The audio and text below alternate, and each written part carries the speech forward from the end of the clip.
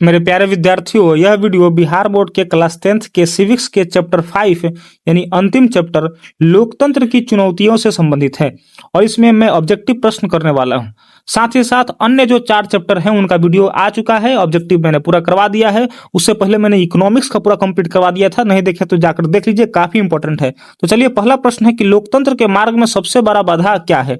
तो लोकतंत्र के मार्ग में सबसे बड़ा बाधा जो है वह अशिक्षा है, क्योंकि अशिक्षित व्यक्ति जो होते हैं वो भावनाओं में बह करके जातिवाद के नाम पर, भाषावाद के नाम पर, क्षेत्रवाद के नाम पर लोकतंत्र में अपने पार्टी को चुन लेते हैं। आज जब आप वैसे व्यक्ति पार्टी को चुनते हैं जो जातिवाद, भाषावाद, क्षेत्रवाद की भावना से ग्रसित होती है, तो वह यही सब भावनाओं को बनाए रखने का प्रयास करती है, जिससे देश का शासन व्यवस्था पर ठीक से ध्यान नहीं दे पाती है और लोगों का विकास नहीं हो पाता है। कुछ बिहार का इसी प्रकार से हाल है हमारा। तो दूसरा प्रश्न है कि लोकतंत्र की सफलता की चुनौती है। लोकतंत्र की सफलता की चुनौती क्या है? तो अशिक्षा जो है लोकतंत्र की सफलता की चुनौती है, ध्यान रखिएगा। तो उसी प्रश्न को 2 तरीका से पूछ दिया गया। तीसरा प्रश्न है कि आजादी से वर्तमान समय तक किस देश की लोकतंत्र सुरक्षित है। तो भारत का जो है लोकतंत्र वो आजादी से लेकर के अभी तक सुरक्षित है, जबकि हमारे आजादी के समय ही आसपास ये सब आजाद हुए थे। बांग्लादेश, पाकिस्तान, भूटान, ये सब जो देश हैं सब उसी समय आसपास आजाद हुए हैं, फिर भी वहां लोकतंत्र सुरक्षित नहीं रहा है। अगला प्रश्न है कि दुनिया के कितने हिस्से में लोकतांत्रिक शासन व्यवस्था नहीं है, यानी गैर लोकतांत्रिक शासन व्यवस्था है। कहीं तानाशाह है तो कहीं राजतंत्र है, कहीं अधिनायकवाद है ना, एक व्यक्ति शक्तिशाली है। तो यह 1/4 हिस्से में, यानी दुनिया भर को के देशों को 4 भागों में बांट देता है, एक भाग ऐसा है जिसमें लोकतंत्र है ही नहीं। 5वां प्रश्न है कि भारतीय लोकतंत्र के कितने अंग है। तो 3 अंग है ना, विधायिका, कार्यपालिका और न्यायपालिका। अगला प्रश्न है कि कौन सी राज्य की विशेषता नहीं है। कौन सी राज्य की विशेषता नहीं है। तो किसी भी राज्य की विशेषता होता है कि उसमें जनसंख्या होता है, उसमें सरकार होती है, उसकी संप्रभुता होता है। संप्रभुता मतलब उसका कुछ अधिकार होता है, उसको निर्णय लेने की शक्ति होती है। तो डी जो ऑप्शन होना चाहिए वो होना चाहिए इनमें से कोई नहीं। क्वेश्चन के अनुसार यहाँ पर ऑप्शन होना चाहिए नन। नन मतलब इनमें से कोई नहीं, ठीक है। तो डी ऐसा हो जाएगा, इसमें इनमें से कोई कर लीजिएगा, कोई नहीं कर लीजिएगा। 7वां प्रश्न है कि सरकार का कौन सा प्रकार सबसे अच्छा माना जाता है। तो लोकतंत्र जो होता है, शासन चलाने का जो प्रकार है वो बहुत बढ़िया माना जाता है। 8वां प्रश्न है कि निम्न में से क्या क्षेत्रवाद की भावना का एक कुपरिणाम है।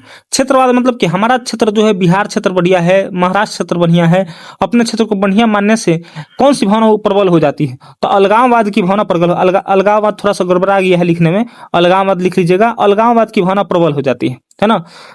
अपने क्षेत्र को आप समझ लगिएगा कि देश का हिस्सा नहीं है। पहले आप यह मानिए कि हम भारतीय हैं। अगर आप ये नहीं मानते हैं, अपने क्षेत्र को बड़ाई करने लगते हैं, तो वहां पर भारतीयता की भावना तनी से गौण हो जाती है, छुपने लगती है। तो ऐसी भावना अलगाववाद कहलाती है। भारत का 22वां राज्य कौन है। तो सिक्किम है। 10वां प्रश्न है कि 16वीं लोकसभा का चुनाव कब हुआ था। तो 16वीं लोकसभा का चुनाव हुआ था 2014 में, नरेंद्र मोदी चुन के आए थे। 17वीं लोकसभा का चुनाव कब हुआ था। तो 5 साल बाद, यानी 2019 में। 18वीं लोकसभा का चुनाव कब हुआ था। तो फिर 5 साल बाद 2024 में। तो अभी जो लोकसभा चल रहा है, जिसके प्रधानमंत्री चुने गए हैं नरेंद्र मोदी, वह 18वीं लोकसभा के चुनाव से चुने गए थे। मेघालय किस राज्य को काटकर बनाया गया था। तो असम को काटकर बनाया गया था। लोकसभा में निर्वाचन हेतु, निर्वाचन मतलब इलेक्शन हेतु कुल सीटों की संख्या कितनी है। तो कितने सीटें पर लोकसभा में चुन करके नेता आते हैं। तो 543 सीटों पर नेता चुन करके आते हैं, जबकि कुल सीटों की संख्या है 545। और 2 व्यक्ति जो होता है राष्ट्रपति द्वारा मनोनीत किया जाता है, नॉमिनेटेड किया जाता है, उसको चुनाव की आवश्यकता नहीं होता है। और 2 व्यक्ति जो होता है वो एंग्लो इंडियन होता है, आंग्ल भारतीय होता है। आंग्ल भारतीय क्या होता है। तो जिसके माता या पिता कोई एक अंग्रेज हो, उसको आंग्ल भारतीय कहा जाता है। 14 नंबर प्रश्न है कि निम्नलिखित में कौन कदम लोकतांत्रिक सुधार का सूचक है। तो पंचायती राज का जो व्यवस्था किया गया है वो लोकतंत्र के सुधारने के लिए किया गया है ना, क्योंकि जब पंचायत स्थानीय स्वशासन मजबूत होगा तो देश का शासन अपने मजबूत होगा, लोकतंत्र मजबूत हो जाएगा। प्रजातंत्र तभी सफल होंगे जब स्थानीय सरकार होगी, क्या होगी, मजबूत होगी। इसीलिए पंचायती राज का व्यवस्था किया गया है। 16 नंबर प्रश्न है कि लिच्छवी गणतंत्र भारत के किस राज्य में अवस्थित था। तो बिहार में था, ठीक है, बिहार के वैशाली में। सूचना के अधिकार से लोग होते हैं तो जागरूक होते हैं। नेपाल की राजशाही कितने वर्षों तक चली थी। तो 240 वर्षों तक चली थी, ध्यान रखिएगा। भारत में लोकतंत्र की समझ कौन सी चुनौती है। भारत में लोकतंत्र के समक्ष कौन सी चुनौती है। तो भारतीय लोकतंत्र में जातिवाद भी एक चुनौती बना हुआ है, भाषावाद भी एक चुनौती बना हुआ है। देख रहे हैं अभी महाराष्ट्र वाला हाल है ना, मराठी सब बिहारी सबको मार रहा है, वो जाति सबको मार रहा है जो मराठी नहीं बोलता है। परिवारवाद भी लोकतंत्र के लिए चुनौती। तो सभी आंसर हो जाएगा। 20 नंबर प्रश्न कि इनमें से कौन सी राज्य की विशेषता नहीं है। तो जनसंख्या राज्य की विशेषता है, किसी देश में जनसंख्या होती है उसमें राज्य में। संप्रभुता उसको अधिकार होता है, वही प्रश्न दोबारा से लिखा गया है। सरकार उसकी होती है किसी भी राज्य की। 3 में से कोई नहीं आंसर हो जाएगा क्वेश्चन के अनुसार। प्यारे बच्चों, यह जो चैप्टर है 5वां चैप्टर, उसमें जो भी ऑब्जेक्टिव प्रश्न थे मैंने उसको निकाले हैं, जो एग्जाम में बार बार पूछे जाते रहे और अगले एग्जाम में भी पूछे जाएंगे। तो 20 ही ऑब्जेक्टिव निकल पाए हैं, एकदम बहुत ध्यान से निकाला हूं तो भी, है ना। तो बहुत छोटा चैप्टर था इसीलिए 20 ऑब्जेक्टिव हो पाया है, और 30 ऑब्जेक्टिव मैं हर एक वीडियो में लाता हूँ। तो 10 को और ऑब्जेक्टिव मैंने लिखा है, जो यह जो ऑब्जेक्टिव है वह पिछले 4 चैप्टर से संबंधित है ना। जो भी सिविक्स का 4 चैप्टर पढ़ चुके उससे संबंधित है। अगर आप वीडियो पढ़ लिए हैं तो आप अपने आप को चेक करें कि इसमें से कितने ऑब्जेक्टिव प्रश्न बन पा रहे हैं। नहीं भी पढ़े तो आप एक बार देख लें कि आप कहीं से अगर पढ़े हैं या सोच विकसित हो गई है तो क्या यह बन पा रहा है कि नहीं बन पा रहा है, क्योंकि काफी इंपॉर्टेंट है ये सब ऑब्जेक्टिव प्रश्न। एक बार आप इसको टेस्ट के तौर पर देखें और उसके बाद से जाकर के वीडियो जो लगा हुआ है सिविक्स का 4 चैप्टर का वो जाके पढ़ ले। फिर इकोनॉमिक्स का भी पूरा लगा हुआ है, 1 घंटा का काम है, सारा कंप्लीट हो जाएगा 1 घंटा के कम समय में भी।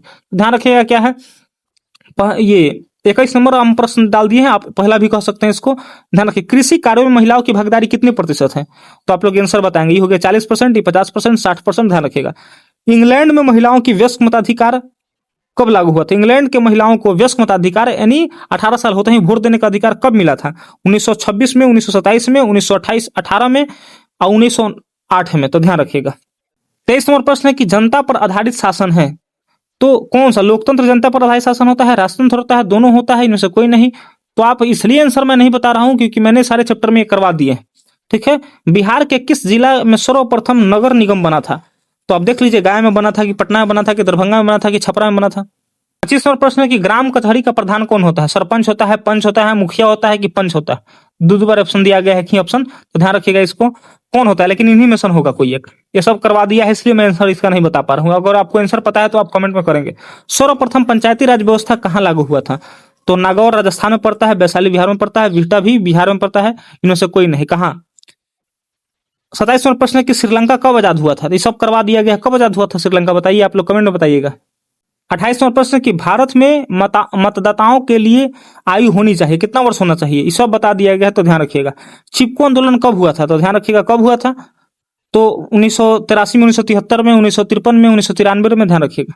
और हमारा लास्ट प्रश्न कि कौन भारतीय किसान यूनियन के नेता थे, तो ये नहीं बताए थे। महेंद्र सिंह टिकैत हैं, भारतीय किसान यूनियन के नेता थे। अभी उसी किसान यूनियन के नेता हैं राकेश टिकैत, जो किसान आंदोलन में सामने आए थे। तो चलिए, बहुत बहुत धन्यवाद, है ना। और ये वीडियो पसंद आ रहा है तो वीडियो को लाइक करें, चैनल को सब्सक्राइब करें, अपने दोस्तों के पास भी शेयर करें। एक भी अगर स्टूडेंट 5 अपने दोस्त के पास शेयर कर देता है तो बहुत सारा आशीर्वाद आपको लग जाएगा, है ना। आप बिल्कुल एग्जाम में फर्स्ट डिवीजन आएंगे, 400 प्लस आएंगे रिजल्ट, आपको कोई नहीं रोक सकता है। बहुत धन्यवाद, मिलते हैं नेक्स्ट वीडियो में।